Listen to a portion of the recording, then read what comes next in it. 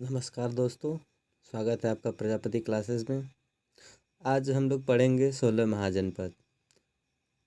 ठीक है।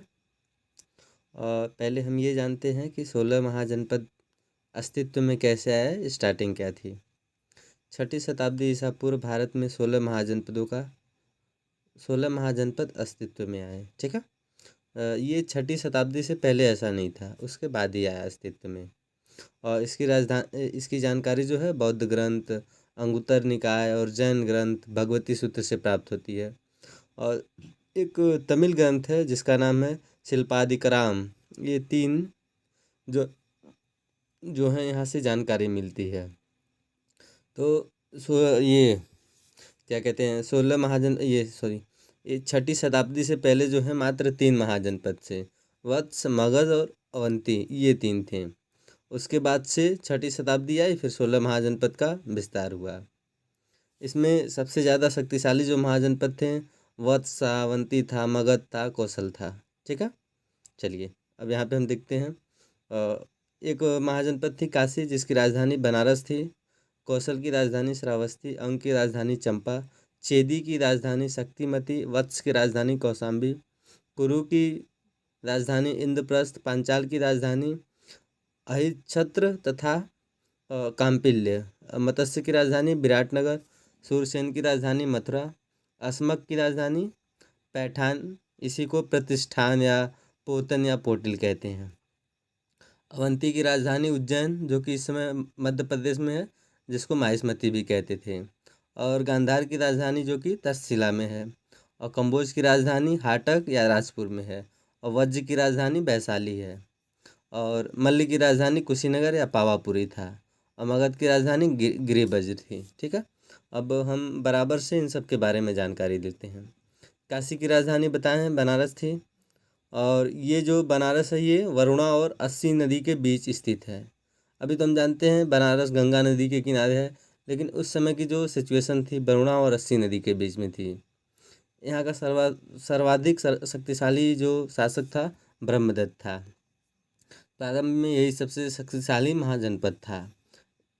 इसका जो अधिकार था वो कौशल और अंग पर भी था, यानी कि जो ये काशी महाजनपद था उसका अधिकार कौशल और अंग महाजनपद पे भी था। ठीक है। परंतु बाद में कौशल की शक्ति के आगे इसे आत्मसमर्पण करना पड़ा। और काशी को विमुक्त क्षेत्र अभिधान भी कहा जाता है। अथर्ववेद में काशी के निवासियों को सर्वप्रथम जिक्र में लाया गया।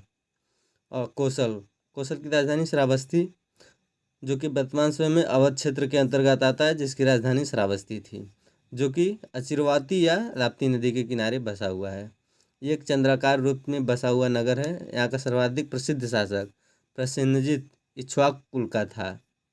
इसके प्रधानमंत्री दीर्घचारक ने विद्रोह कर इसके पुत्र को गद्दी पर बिठा दिया। प्रसेनजित शरण लेने अपने दामाद अजातशत्रु के पास राजगृह पहुंच गया। यानी कि क्या हुआ कि जब जो इसका ये जो प्रधानमंत्री था उसने वो विद्रोह किया और इसके पुत्र को गद्दी पे बैठा दिया, तो उस समय ये क्या किए, इनका दामाद था अजातशत्रु, जिनके पास ये चले गए।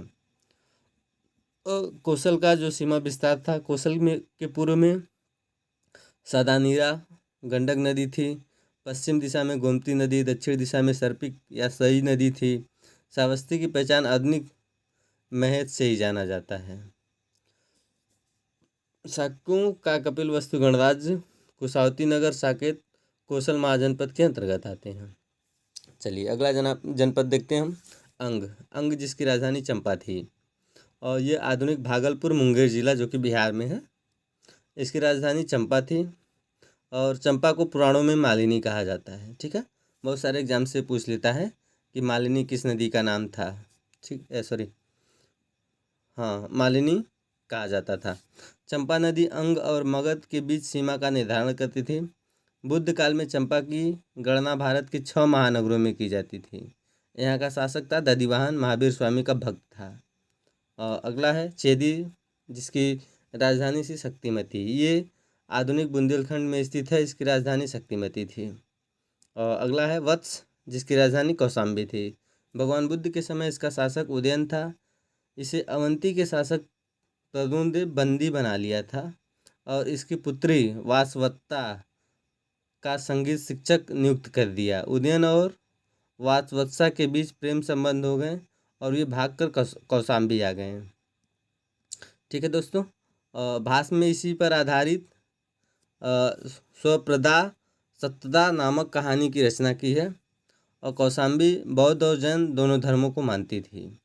जैन धर्म का मानने का एक ये स्पेशल कारण है कि यहाँ जैनियों के छठे तीर्थंकर जो थे पद्म प्रभु की जन्मस्थली है और यहीं पे प्रभासगिरी पर्वत पर इन्होंने तप किया था, ये जो पद्म प्रभु थे। अगला महाजनपद है कुरु महाजनपद, जिसकी राजधानी इंद्रप्रस्थ थी, जो आधुनिक में दिल्ली, मेरठ, थानेश्वर के क्षेत्र में विस्तृत है। महात्मा बुद्ध के समय यहाँ का शासक कौरव्य था। यहाँ के लोग बल बुद्धि के लिए विख्यात थे। हस्तिनापुर नगर इसी में पड़ता है। ठीक है दोस्तों, अगला देखते हैं पांचाल है। पांचाल की राजधानी अहिच्छत्र या काम्पिल्य है। यह आधुनिक में रुहेलखंड के बरेली, बदायूं, फर्रुखाबाद क्षेत्र में स्थित है। पांचाल दो भागों में विभक्त थी। उत्तरी पांचाल की राजधानी अहिच्छत्र और दक्षिणी पांचाल की राजधानी काम्पिल्य थी। और कान्य कन्नौज इसी के अंतर्गत आता है, जो कि यूपी का एक जिला है। और मत्स्य जिसकी राजधानी विराटनगर थी। और ये आधुनिक में जयपुर, जो कि राजस्थान में है। और इसके संस्थापक जो हैं विराट थे, इस वजह से इसकी राजधानी विराटनगर थी। अगला महाजनपद है सूरसेन, जिसकी राजधानी क्या है? मथुरा कहाँ है? यूपी में। यहाँ का शासक अवंती पुत्र था। यह महात्मा बुद्ध का शिष्य था। इसी के माध्यम से मथुरा में बौद्ध धर्म का प्रचार व प्रसार हुआ। ठीक है, अगला देखते हैं। अगला महाजनपद है अस्मक, जिसकी राजधानी है पैठान, प्रतिष्ठान, पोतन या पोटिल। ठीक है, और यह दक्षिण भारत में स्थित एकमात्र महाजनपद है। मान लीजिए यदि क्वेश्चन में आ गया कि दक्षिण भारत में स्थित एकमात्र महाजनपद कौन सा है, तो हम बताएंगे अस्मक। ठीक है, और यह गोदावरी नदी के तट पर स्थित है। और जानते हैं कि दक्षिण भारत में गोदावरी नदी है। और यहाँ पर इक्ष्वाक वंशों का शासक था। ठीक है, चलिए अगला देखते हैं अवंती, जो कि उज्जैन या माहिष्मती। चलिए, यहाँ का शासक चंड प्रमोद महासेन था। यह राज्य दो भागों में विभक्त थी। उत्तरी अवंती जिसकी राजधानी उज्जैन थी।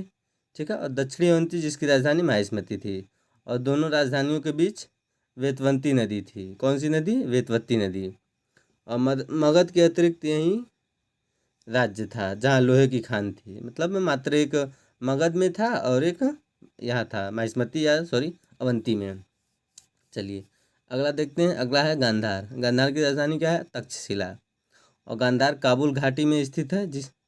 और ये पुलकलावती यहाँ का द्वितीय प्रमुख नगर है। ठीक है, चलिए अगला महाजनपद है कम्बोज, जिसकी राजधानी हाटक या राजपुर है। कम्बोज अपने घोड़ों के लिए प्रसिद्ध था।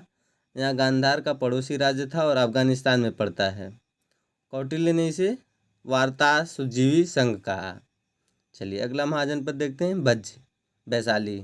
ठीक है, यह 8 जनों का संघ था, जिससे सबसे प्रमुख लिच्छवी थी, जिसकी राजधानी गंडक नदी के तट पर अवस्थित थी। गंगा नदी वज्ज और मगध के बीच का सीमा का निर्धारण करती थी। इस संघ में 8 न्यायालय थे। लिच्छवी गणराज्य को विश्व का महागणतंत्र कहा जाता है। और आप लोग बताएंगे कमेंट बॉक्स में कि वैशाली किस राज्य में पड़ेगा। चलिए इसके बाद देखते हैं अंतिम नहीं अभी और भी है। देखते हैं अगला मल्ल, जिसकी राजधानी कुशीनगर या पावा है। ठीक है, और यह आधुनिक उत्तर प्रदेश के देवरिया जिले में पड़ता है। यहाँ दो भागों में ये महाजनपद दो भागों में विभक्त था। इसके उत्तरी भाग की राजधानी कुशीनगर और दक्षिणी भाग की राजधानी पावा थी। बुद्ध की मृत्यु के बाद मल्लों ने अपनी स्वतंत्रता खो दी। वे मगध और साम्राज्यवादी की नीतियों के शिकार हो गए। चलिए अगला देखते हैं। अगला जो है मगध जिसकी राजधानी गिरिबज्र या राजगिरी है। ठीक है, इसी के साथ हम लोग बंद करते हैं।